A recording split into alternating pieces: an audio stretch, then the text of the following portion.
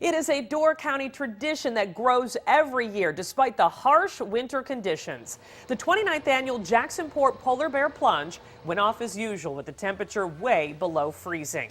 About 600 swimmers turned out to take a dip in Lake Michigan. NBC 26's Eric Crest was there and has more from Jacksonport.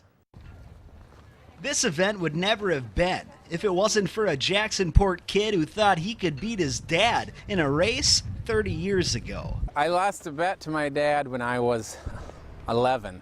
That kid turned into a man, a well-dressed man today, and in the time since he jumped into Lake Michigan on his own so long ago, the party has grown. And now we've become one of the biggest clubs in the country. Ready to go. This will be my 8th time. It never gets old and it never gets cold. With an air temperature of about 22 degrees today, the water is actually a relief from the cold at a warm 32 degrees. You know, it's a little chilly. You got to watch out for some floating ice. But all the same, bringing over 500 people together every year has become more than a tradition. It's almost spiritual for some. It's a good baptism for the new year, so to speak. Happy New Year! And even while the rush, It takes your breath away. apparently feels like needles all over your body. My feet are freezing. Once the adrenaline kicks in, I'm told, you really stop feeling everything.